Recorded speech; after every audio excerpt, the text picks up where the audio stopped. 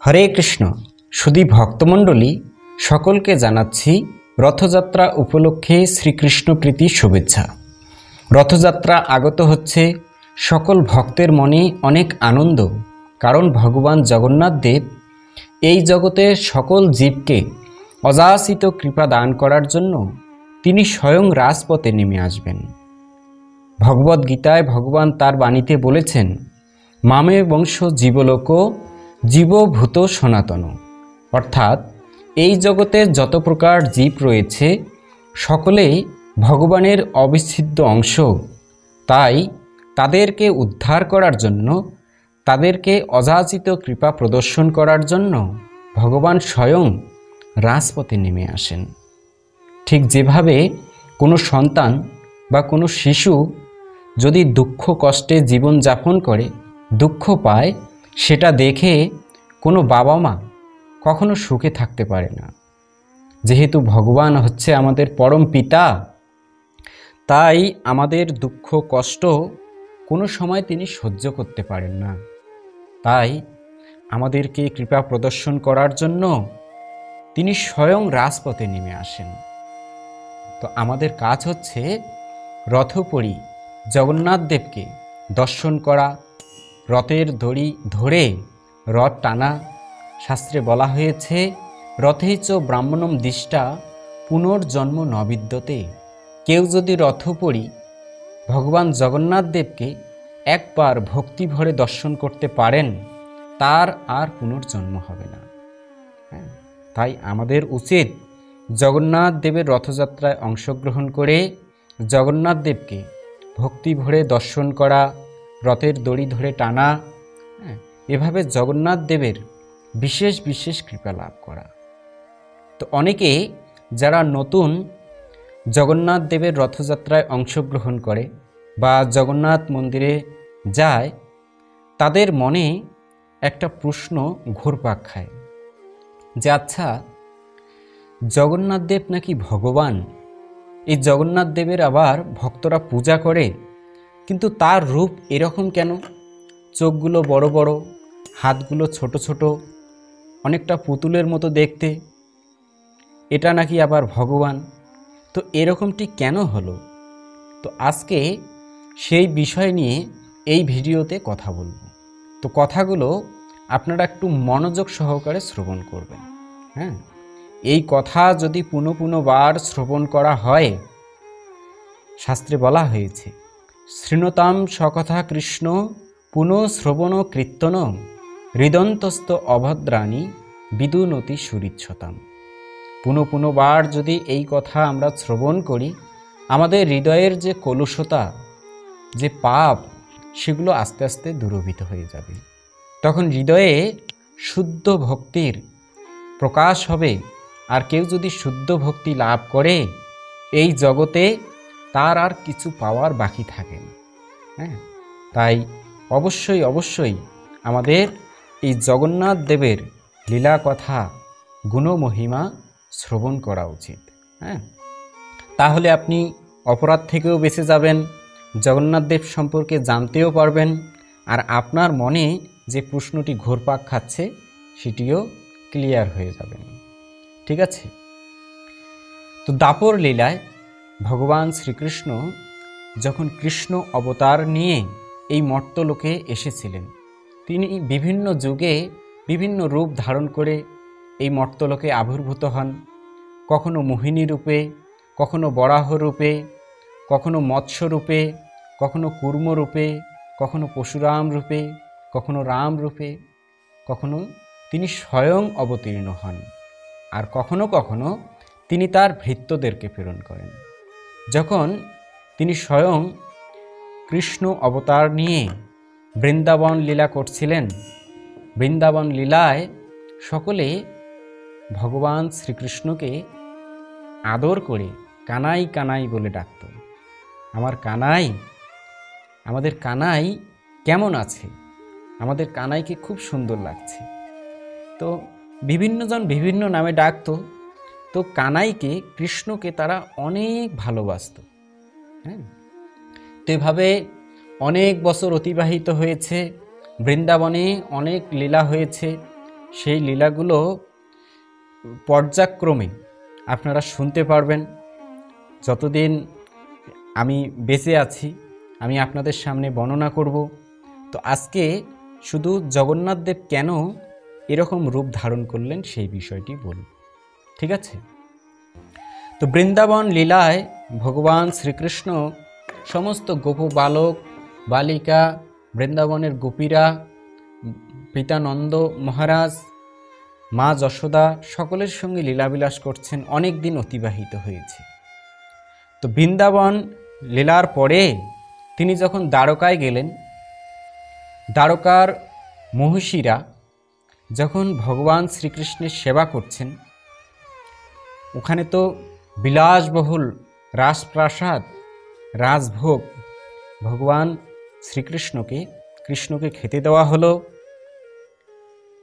এত আদর যত্ন করার পরেও মহর্ষিরা ভগবান শ্রীকৃষ্ণকে লক্ষ্য করতেন যে রাত্রে হলে ঘুমের মধ্যে হঠাৎ করে তিনি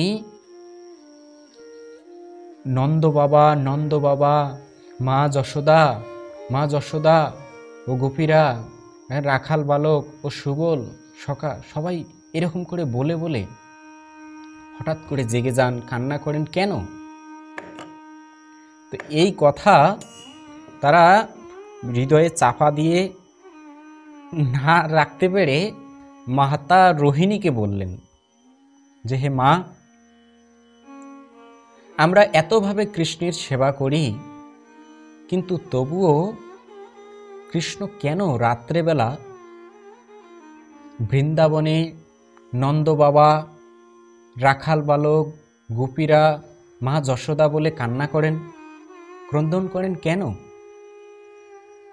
তো তখন মাতা রোহিণী দেবী বললেন যে দেখো, সেই কথা যদি আমি এখন বলি তাহলে বড় অনর্থ হয়ে যাবে। এই কথা আমি তোমাদেরকে বলবো, কিন্তু এই কথা বলার সময় কৃষ্ণ, বলরাম এবং সুভদ্রা দেবী তারা এখানে থাকতে পারবে না। তারা যদি এখানে না থাকে তখনই শুধু আমি এই কথা তোমাদের সামনে বলতে পারবো।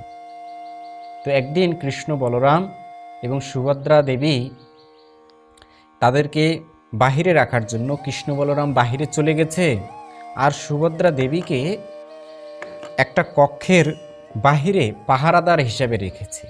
আর কক্ষের ভিতরে সমস্ত মহিষীরা এবং মাতা রোহিণী দেবী সবাই বসে মাতা রোহিণী দেবীর কাছে সেই কথাগুলো শ্রবণ করছেন। কি বলছে?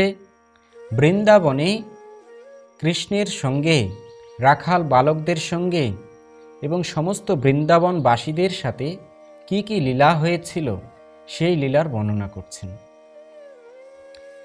তো বর্ণনা করতে করতে মানে কৃষ্ণ লীলা, ভগবানের লীলা এতই মহিমান্বিত যেটা ভগবানকেও আকর্ষণ করে। কৃষ্ণ বলরাম বুঝতে পেরেছে যে সেখানে লীলা কথা আলোচনা হচ্ছে, তাই তারা সেই যে রাজসভায় গিয়েছিল দূরে, সেখান থেকে তাড়াতাড়ি ছুটে এসেছে। সুভদ্রা দেবী সেই দ্বাররক্ষী হিসাবে আছে, আর সেই কথা শ্রবণ করে মানে রোহিণী মাতা যে মহর্ষিদের কাছে বর্ণনা করছেন সেটা শ্রবণ করে সুভদ্রা দেবী অবাক হয়ে গেছে, মানে চোখ বড় বড় হয়ে যাচ্ছে। আর দুই পাশে জগন্নাথ এবং বলদেব এসে দাঁড়িয়েছেন। তো তিনজনে মিলেই সেই কথা শ্রবণ করছে। কোন কথা? রোহিণী মাতা মহর্ষিদের কাছে যে কথা বর্ণনা করছে, কৃষ্ণ লীলার কথা, বৃন্দাবন লীলার কথা। কি বর্ণনা করছে?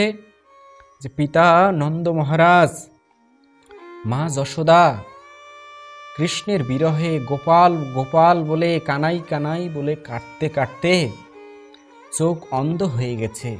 তারা খাওয়া দাওয়া ছেড়ে দিয়েছে। বৃন্দাবনের গোপীরা অনাহারে অনিদ্রায় কাল অতিপাত করছে।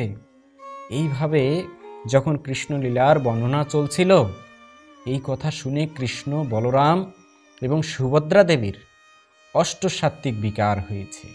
অষ্টসাত্ত্বিক বিকার মানে কেউ যখন একদম ভক্তির সর্বোচ্চ স্তরে সর্বোচ্চ ভাব লাভ করেন সেটাকে বলা হয় অষ্টসাত্ত্বিক বিকার। তখন সর্বশরীর কম্পিত হয়, চোখ বড় হয়ে যায়, হাতগুলো সংকুচিত হয়ে যায়। ঠিক সেই লীলার বর্ণনা যখন কৃষ্ণ, বলরাম এবং সুভদ্রা দেবী শুনছিলেন তখন তার হস্তপদ সংকুচিত হয়ে যাচ্ছিল, চোখগুলো বড় হয়ে যাচ্ছিল।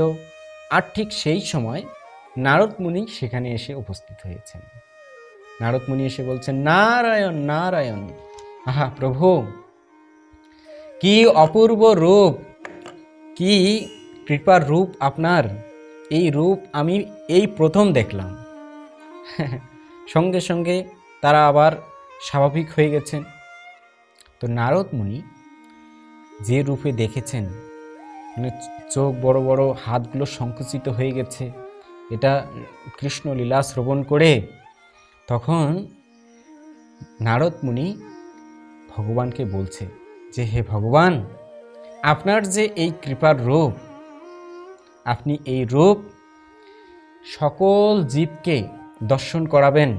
আপনার এই রূপ দেখে যেন অধম পাপিষ্ট জীবরা উদ্ধার হয়ে আপনার ধামে গমন করতে পারে। হে প্রভু, আমার এই অনুরোধটি আপনি অবশ্যই রাখবেন, কথা দিন। তখন ভগবান শ্রীকৃষ্ণ নারদ মুনিকে কথা দিলেন যে, নারদ, এখন তো দাপর যুগ, এই দাপর যুগে আর হবে না, কলিযুগেও হবে না। পরবর্তীতে যখন সত্যযুগ আসবে তখন আমি এই রূপে মর্তলোকে প্রকাশিত হব। হ্যাঁ, অর্থাৎ ব্রহ্মার একদিন সমান সমান আমাদের 1000 চতুর্যুগ। সত্যতেতা দাপর কলি, সত্যতেতা দাপর কলি, সত্যতেতা দাপর কলি, এভাবে 1000 বার যাওয়া আসা করলে তখন ব্রহ্মার একদিন হয়। তো ভগবান শ্রীকৃষ্ণ নারদ মুনিকে বললেন যে, হে নারদ, এই যুগে আর সম্ভব নয়, পরবর্তীতে যে সত্যযুগ আসবে সেই সত্যযুগে আমি এই রকম রূপ নিয়ে আবির্ভূত হব এবং আমার সেই রূপ হবে কৃপার রূপ। কেউ যদি আমাকে একবার ভক্তি ভরে দর্শন করেন তাহলে তাকে আর পুনর্জন্ম গ্রহণ করতে হবে না। তো পরবর্তীতে সত্যযুগে মহারাজ ইন্দ্রদ্যুম্ন নামে একজন মহারাজ ছিলেন। তিনি মালব নামে একটি প্রদেশ শাসন করতেন উড়িষ্যা রাজ্যে। তার রাজধানী ছিল অবন্তী। সেই অবন্তীপুরের রাজা ছিলেন মহারাজ ইন্দ্রদ্যুম্ন। সরাসরি ব্রহ্মা থেকে আগত বংশ পরম্পরায় মহারাজ ইন্দ্রদ্যুম্ন ছিলেন 25তম পুত্র। তো তিনি পরম বিষ্ণু ভক্ত ছিলেন। যেহেতু তিনি ভগবানের পরম ভক্ত ছিলেন, তাই ভগবানের সাক্ষাৎ রূপ দর্শন করার জন্য তিনি উদ্গ্রীব হয়ে বললেন যে কীভাবে ভগবান বিষ্ণুর, ভগবান নারায়ণের, পরম ব্রহ্মের সাক্ষাৎ রূপ দর্শন করা যায়। আমি ধর্ম, অর্থ, কাম এই চতুর্বর্গের 3টি লাভ করেছি, কিন্তু মোক্ষ প্রাপ্তি অর্থাৎ ভগবানের যে দর্শন সেটি আমার বাকি রয়ে গেছে। আমি কিভাবে পরম ব্রহ্মের ভগবানের দর্শন লাভ করতে পারব? তাই এই চিন্তায় ব্যাকুল হয়ে তিনি রাজপুরোহিতকে বললেন যে, হে রাজপুরোহিত, হে মহাত্মা, আমি এই ধরণীতে কিভাবে পরম ব্রহ্মের সাক্ষাৎ দর্শন লাভ করতে পারি? আপনি সেই উপায় করুন, সেটা কি আপনি বলতে পারেন? তো তখন সেই পুরোহিত চিন্তায় পড়ে গেলেন যে কিভাবে আমাদের রাজা এই ধরণীতে ভগবানকে সাক্ষাৎ দর্শন করতে পারবেন।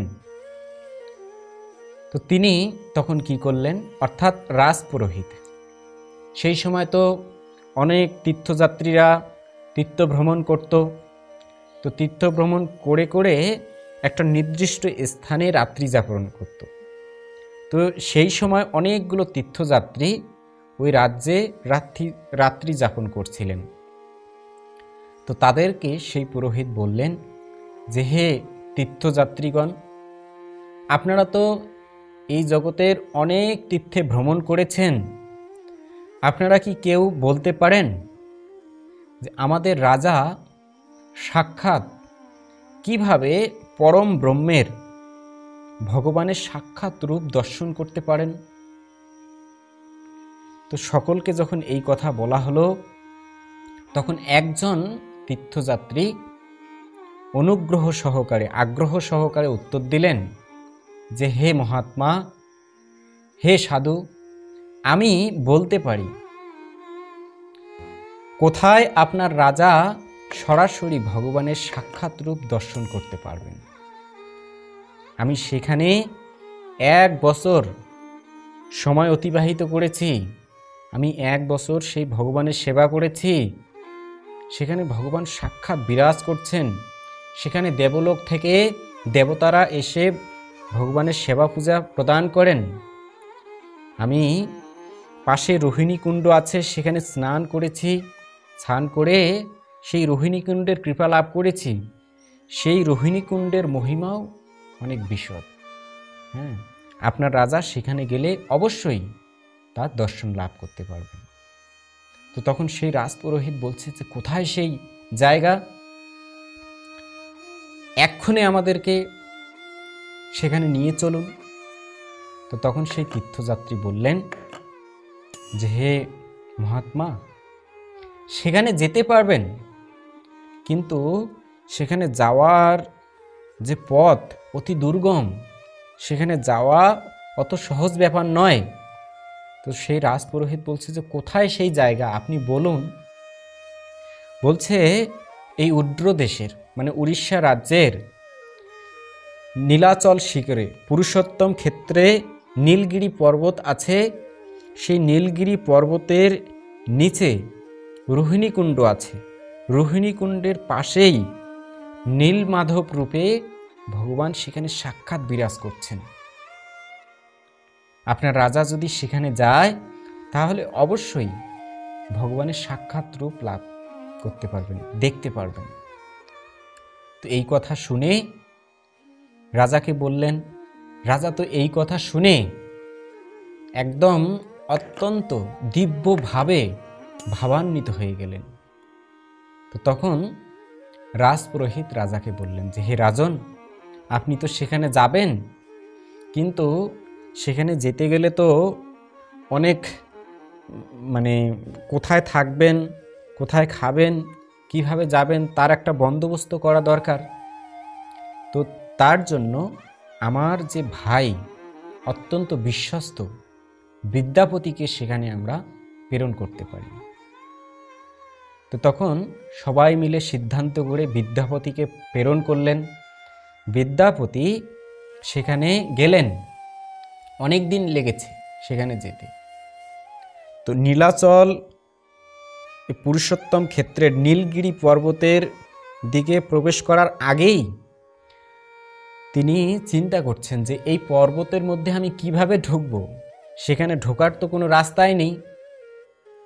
তাই তিনি অনেক ধৈর্য সহকারে সেখানে অপেক্ষা করতে লাগলেন। আর আস্তে আস্তে আস্তে আস্তে সেই পর্বতের দিকে যাচ্ছিলেন, কিন্তু সেখানে কোনো মানুষ নেই, শুধু জঙ্গল আর জঙ্গল, কোনো ঢোকার রাস্তা পর্যন্ত নেই। তো অনেক দিন অতিবাহিত করার পরে সেখানে একজন শবর রাজ ছিল, তার নাম হচ্ছে বিশ্বাবসু। সেই বিশ্বাবসুর সঙ্গে মহারাজ ইন্দ্রদ্যুম্নের পাঠানো যে দূত বিদ্যাপতির সঙ্গে তার সাক্ষাৎ হয়। তো তাদের সঙ্গে সাক্ষাৎ হয়ে বিদ্যাপতি সমস্ত ঘটনা তাকে আগে বললেন না, আগে তার সঙ্গে বন্ধুত্বতা স্থাপন করলেন। তার সঙ্গে সখ্যতা লাভ করে, তার সঙ্গে বন্ধুত্বতা স্থাপন করে, আত্মীয়তা স্থাপন করে তারপরে তিনি বললেন যে হে শবররাজ, আমি ভগবান নীলমাধবের দর্শন লাভ করতে চাই। তো বিশ্বাবসু কোনোদিন কাউকে এই কথা বলেনি যে কোথায় এই নীলমাধব বিরাজ করছে, কোথায় যে তিনি নীলমাধবের সেবা করেন এই কথা তিনি কাউকে বলেন, কারণ এই কথা যদি কেউ জানে তাহলে তার আর এই নীলমাধবের সেবা করা হবে না। আগে প্রথা ছিল যে যারা নিচু জাতের তারা ভগবানের সেবা করতে পারবে না। তো এই জন্য ভয়ে বিশ্বা বসু কোনো সময় কাউকে নীলমাধবের সন্ধান দিত না। কিন্তু যেহেতু বিদ্যাপতি তার একজন আত্মীয়র মতো, বন্ধুর মতো, তাই তার কথা ফেলতেও পারছে না। তো বলছে যে ঠিক আছে বিদ্যাপতি, আমি তোমাকে সেখানে নিয়ে যেতে পারি, কিন্তু তোমাকে এই চোখ খোলা অবস্থায় সেখানে আমি নিতে পারবো না। চোখ বাঁধা থাকবে, চোখ বন্ধন অবস্থায় তোমাকে সেখানে যেতে হবে, আর সেখানে গেলেই তোমার চোখ খুলে দেব। চোখ বেঁধে দিয়েছে, আর চোখ বেঁধে দিয়ে তাকে সেখানে হাত ধরে নিয়ে গেছে। হাত ধরে নিয়ে যেয়ে সেই নীলাচল শিখরে যেখানে নীলমাধব বিরাজ করছে সেখানে তার চোখ বন্ধন খুলে দিয়েছে। আর খুলে দিয়েছে রোহিণীকুণ্ডে স্নান করে ভগবান নীলমাধবের দর্শন লাভ করেছে, ভগবান নীলমাধবের প্রসাদ আস্বাদন করেছে। এই সব কিছু করে তিনি ভাবছে যে আহা ভগবান, আমার জীবন ধন্য যে আমি আপনার দর্শন লাভ করেছি। হ্যাঁ, কারণ ওই রোহিণীকুণ্ডের যে মহিমা, বলছে রোহিণীকুণ্ডে কেউ যদি আবগাহন করে, কেউ যদি স্নান করে, তাহলে তার আর পুনর্জন্ম হয় না। সুতরাং আমি এই জন্মেই মুক্তি লাভ করব, আপনার কৃপা আমি লাভ করতে পারবো, এইভাবে তিনি ভাবান্বিত। এখন আবার যখন রাত্রি নেমে আসছে তখন শবররাজ বললেন যে বিদ্যাপতি, এখন রাত্রি নেমে আসবে, ভয়ঙ্কর জন্তুরা আমাদেরকে আক্রমণ করতে পারে, তাই রাত্রি হওয়ার আগেই আমাদেরকে এখান থেকে চলে যেতে হবে। আবার চোখ বেঁধে দিয়ে তিনি তাকে নিয়ে আসলেন। কিন্তু বিদ্যাপতি অনেক চালাক ছিল, তার হাতে কিছু সরিষার দানা রেখে দিয়েছেন। সেই সরিষার দানা যাওয়ার সময় ফেলতে ফেলতে গেছে রাস্তার মধ্যে। এদিকে বিদ্যাপতি সেই রাজার কাছে ফিরে আসলেন। রাজাকে এসে বললেন যে হে রাজন, আমি স্বয়ং স্বচক্ষে সেই নীলমাধবকে দর্শন করেছি। স্বর্গ থেকে দেবতারা এসে ভগবান নীলমাধবের সেবা প্রদান করেন। হ্যাঁ, অতি মহিমান্বিত এক জায়গা। আমি সেই নীলমাধবের প্রসাদী মালা আপনার জন্য এনেছি। এই দেখুন, মানে পারিজাত ফুলের মালা, যে ফুল স্বর্গ থেকে আনা হয়েছে, যে ফুলের মালা কখনো শুকাবে না। তো সেই মালা দর্শন করে রাজা বিদ্যাপতিকে বলছেন যে হে বিদ্যাপতি, এই মালা দর্শন করে আমার মনে হচ্ছে যে আমি স্বয়ং সেই নীলমাধবের দর্শন লাভ করেছি। সেই মালা স্পর্শ করার সাথে সাথে রাজা দিব্যভাবে একদম ভাবান্বিত হয়ে গেছে। বিদ্যাপতি, এখনই আমাকে সেখানে নিয়ে চলো। তো তখন একটা বন্দোবস্ত করা হলো যে আমরা এত তারিখে এই তিথিতে নীলাচলের দিকে অর্থাৎ নীলগিরি পর্বতের দিকে যাত্রা করব। সবাই মিলে হাতি ঘোড়া যা কিছু আছে সেনা সামন্ত নিয়ে সেই নীলগিরি পর্বতের দিকে যাত্রা করলেন। কিন্তু দুঃখের বিষয় হলো এত কষ্ট করে যাওয়ার পরে রাজা সেখানে যাওয়ার আগেই সেখান থেকে নীলমাধব অদৃশ্য হয়ে গেলেন। এখন রাজা সেটা দেখে অবাক হয়ে গেলেন যে কি হলো, এটি নিশ্চয়ই এই শবররাজ বিশ্বা বসুর কাজ। এখান থেকে নীলমাধবকে সরিয়ে ফেলেছে, তাকে বন্দি করো। শবররাজকে বন্দি করলেন এবং রাজা প্রতিজ্ঞা করলেন যে আমি যেহেতু ভগবানের দর্শন লাভ করতে পারলাম না, তাই অনশন ব্রত অবলম্বন করে আমি এই প্রাণ ত্যাগ করব, মানে মৃত্যুবরণ করব। তো তখন তিনি অনশন ব্রত অবলম্বন করে বসে পড়লেন। তখন দৈববাণী হলো, হে রাজন, তোমার দুঃখের কোনো কারণ নেই।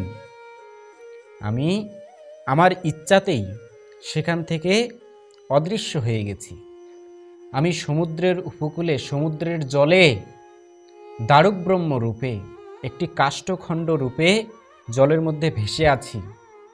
তুমি সেই কাষ্ঠখণ্ডটি নিয়ে এসে আমার বিগ্রহ তৈরি করো, সেই বিগ্রহই হবে আমার সাক্ষাৎ রূপ।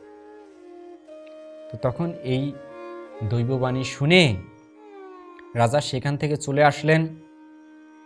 তো অনেক সেনা সামন্তকে পাঠানো হলো যে যাও সেই কাষ্ঠখণ্ডকে নিয়ে আসো।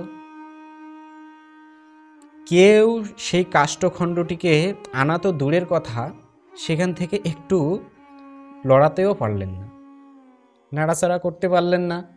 তখন অনেক হাতি ঘোড়া দিয়ে টানা শুরু করলো, কিন্তু সেখান থেকে এক চুল পরিমাণও সেই কাষ্ঠখণ্ডটি সরল না। তখন শবররাজ বিশ্বাবসু এবং মহারাজ ইন্দ্রদ্যুম্ন যখন সেই কাষ্ঠখণ্ডটি আনতে গেল, তখনই সেই কাষ্ঠখণ্ডটি আসলেন। সেই কাষ্ঠখণ্ডটি এনে এবার সেটিকে বিগ্রহ তৈরি করা হবে। বিগ্রহ কে তৈরি করবে? অনেক মিস্ত্রি কারিগর সেখানে আসলো, বাটালি দিয়ে বিগ্রহ তৈরি করতে গেল, কিন্তু কোনোভাবেই সেই বিগ্রহ তৈরি করা তো দূরের কথা, কোনো যন্ত্র দিয়ে আঘাত করার সাথে সাথেই সেটি ভেঙে যাচ্ছিল। কারো দ্বারা সেই বিগ্রহ নির্মাণ করা সম্ভব হচ্ছিল না। তখন ভগবানের নির্দেশে বিশ্বকর্মা স্বয়ং এক বৃদ্ধ রূপ ধারণ করে রাজাকে এসে বললেন যে, হে রাজন, আমি আপনার এই ভগবানের বিগ্রহ নির্মাণ করতে পারবো, কিন্তু আমার একটা শর্ত আছে। কি শর্ত? আমি 21 দিন ব্যাপী একটা কক্ষের মধ্যে এই বিগ্রহ নির্মাণ করব। 21 দিন ব্যাপী এই কক্ষের দরজা বন্ধ থাকবে, কেউ দরজা খুলতে পারবে না। আর কেউ যদি 21 দিনের আগে দরজা খোলে, তাহলে ওখানেই আমার বিগ্রহ নির্মাণ অসম্পূর্ণ থেকে যাবে। এভাবে যে ঠিক আছে, তাই হবে। বিগ্রহ নির্মাণ কাজ শুরু হলো। 1 দিন, 2 দিন, 3 দিন, 4 দিন, 5 দিন সময় অতিবাহিত হচ্ছে। বাহিরে থেকে ঠক ঠক ঠক ঠক আওয়াজ শোনা যাচ্ছে। কিছুদিন যাওয়ার পরে সেই আওয়াজ আর শোনা যাচ্ছে না।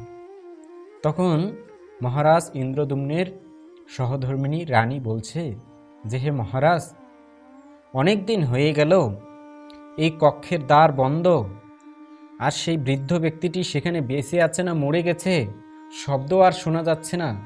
আপনি একটু দরজা খুলুন, খুলে দেখুন কি অবস্থা। এভাবে রানীর অনুরোধে রাজা আর থাকতে পারলেন না, যে ঘটনা তো সত্যই, সেই কক্ষ থেকে আর কোনো শব্দ শোনা যাচ্ছে না। তখন রাজা থাকতে না পেরে দরজা খুলে ফেললেন। আর খুলে ফেলেই দেখলেন যে ভগবানের যেরকম বিগ্রহ নির্মাণ করার কথা সেরকম হলো না। জগন্নাথ দেবের যে বিগ্রহ, মানে অসম্পূর্ণ বিগ্রহ, হাতগুলো ছোট, পাগুলো ছোট, চোখগুলো বড় বড়, এখন সেই রকম বিগ্রহ যখন তিনি দেখলেন, তখন রাজা একদম ভেঙে পড়লেন যে, হায় ভগবান, আমার জন্য তোমার এই বিগ্রহ নির্মাণ অসম্পূর্ণ থেকে গেল। কোনো মানুষের যদি হাতগুলো না থাকে, শুধু এইরকম থাকবে, তাহলে তাকে কীরকম দেখাবে? তো রাজা এই ভেবে একদম খুব কষ্ট পাচ্ছিলেন যে আমার জন্য ভগবানের এই বিগ্রহ নির্মাণ অসম্পূর্ণ থেকে গেল, আমি বড় পাপিষ্ঠ। তো তখন রাজা চিন্তা করলেন যে না, এরকমটি যখন হলো, আমার আর বেঁচে থাকার কোনো অধিকার নেই, আমি এখন আবার অনশন ব্রত অবলম্বন করে দেহত্যাগ করব।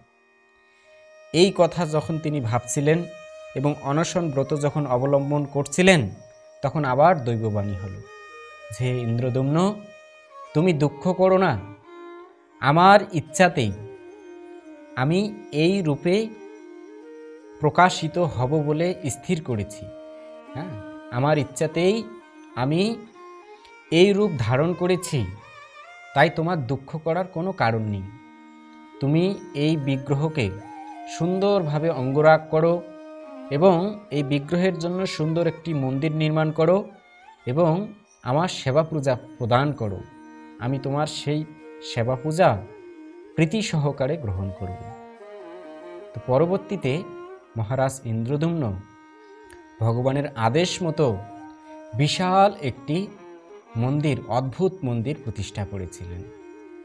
সেই বিশ্বকর্মা দ্বারা নির্মিত যে মন্দির, অত্যন্ত দারুণ টেকনোলজি দ্বারা আবিষ্কার করা হয়েছিল। সেখানে মন্দিরের যে চূড়ার যে ছায়া, সেটা কোনো সময় দিনে অথবা রাত্রে কোনো সময় মাটিতে পড়ে না। সেই মন্দিরের উপর দিয়ে কোনো প্লেন বা পাখি আজ পর্যন্ত উঠতে দেখা যায়নি। হ্যাঁ, সেই মন্দিরের অনেক অদ্ভুত মহিমা রয়েছে। সেই রকম একটি মন্দির তিনি নির্মাণ করেছিলেন জগন্নাথ দেবের জন্য। সেই বিগ্রহ মানে জগন্নাথ দেবের বিগ্রহ প্রতিষ্ঠা করার জন্য স্বয়ং ব্রহ্মা ব্রহ্মলোক থেকে এসেছিলেন এবং সেই বিগ্রহ প্রতিষ্ঠা করেছিলেন। সেখানে নারদ মুনি উপস্থিত ছিলেন এবং দেবতারা উপস্থিত ছিলেন। সবাই মিলে সেই বিগ্রহ প্রতিষ্ঠা করেছিলেন। তো জগন্নাথ দেব অত্যন্ত মহিমান্বিত, অত্যন্ত কৃপা পরবশ, কৃপার মূর্তি হচ্ছে জগন্নাথ। হ্যাঁ, তো জগন্নাথ দেব এই অধম পাপিষ্ট জীবদেরকে উদ্ধার করার জন্য তিনি এই রূপ পরিগ্রহ করেছেন। হ্যাঁ, তো শুধু জগন্নাথ দেব এখন পুরীতে নয়, এসি ভক্তিবেদান্ত স্বামী প্রভুপাদ সারা পৃথিবীতে এই জগন্নাথ দেবের কৃপা ছড়িয়ে দিয়েছেন, যেন সকলেই এই জগন্নাথ দেবের কৃপা লাভ করতে পারে। শুধু মানুষ নয়, পশু পাখি কীট পতঙ্গ সকলেই জগন্নাথ দেবের কৃপা লাভ করতে পারবে। তাই দেখুন জগন্নাথ দেব কত দয়ার মূর্তি, কত দয়ার প্রকাশ, যে তিনি সারা পৃথিবীতে আপাতত দৃষ্টিতে মনে হচ্ছে যে প্রভুপাদ বা অন্য কোনো মহাত্মা সারা পৃথিবীতে বা জগন্নাথ দেবের কৃপা প্রদর্শন করছেন, কিন্তু পরোক্ষভাবে আপনি দেখতে পারবেন যে সেটা ভগবানেরই ইচ্ছা, ভগবানের আদেশে সেটি হচ্ছে। হ্যাঁ, ভগবানের ইচ্ছা ছাড়া এই জগতে কোনো কিছু সম্পাদিত হয় না, গাছের একটা পাতাও নড়ে না। তাই আমরা যেহেতু অত্যন্ত নগণ্য, ছোট্ট, ক্ষুদ্রাতি ক্ষুদ্র জীব, তাই আমাদের কাজ হচ্ছে জগন্নাথ দেবের এই বিশেষ কৃপা লাভ করা। আর কৃপা লাভ করার জন্য আমাদের স্বতঃস্ফূর্তভাবে রথযাত্রায় অংশগ্রহণ করে রথের দড়ি ধরে টানতে হবে, জগন্নাথ দেবকে ভক্তি ভরে দর্শন করতে হবে। 8-9 দিন ব্যাপী যে জগন্নাথ দেবের অনুষ্ঠান হয়, সেই অনুষ্ঠানে প্রসাদ বিতরণ করা হয়, প্রসাদ আস্বাদন করতে হবে। জগন্নাথ দেবের গুণ মহিমা প্রতিনিয়ত শ্রবণ করতে হবে। শ্রবণ করলে, প্রসাদ ভক্ষণ করলে হৃদয়ের সমস্ত ময়লা আস্তে আস্তে দূরীভূত হয়ে যাবে। হ্যাঁ, তাই আপনারা অবশ্যই অবশ্যই আমার অনুরোধ, জগন্নাথ দেবের রথযাত্রায় অংশগ্রহণ করুন, অংশগ্রহণ করুন, অংশগ্রহণ করুন। ঠিক আছে? তো জগন্নাথ দেব সম্পর্কে যদি আরও কোনো কিছু বিষয় আপনাদের জানার থাকে, তাহলে ভিডিওর নিচে কমেন্ট করতে পারেন এবং ভিডিওটি কেমন লাগলো সেটা সম্পর্কে আপনারা ভিডিওর নিচে লিখবেন। ঠিক আছে? ভিডিওতে লাইক দিবেন এবং সনাতনী বন্ধুদের কাছে ভিডিওটি শেয়ার করে দিবেন। আর সব সময় এরকম নতুন নতুন ভিডিও পেতে এই চ্যানেলটি সাবস্ক্রাইব করে পাশে একটা বেল আইকন আছে, সেখানে ক্লিক করে অল বাটন সিলেক্ট করে দিয়ে রাখবেন, যার মাধ্যমে আমি যখনই কোনো নতুন ভিডিও আপলোড করব সেই ভিডিওর নোটিফিকেশন আপনার কাছে চলে যাবে। ঠিক আছে? তো আজকে আর দীর্ঘায়িত করছি না, এখানেই সমাপ্ত করব। আবার দেখা হবে পরবর্তী ভিডিও নিয়ে। সকলে ভালো থাকুন, সুস্থ থাকুন, এই আশাবাদ ব্যক্ত করে বিদায় নিচ্ছি। হরে কৃষ্ণ।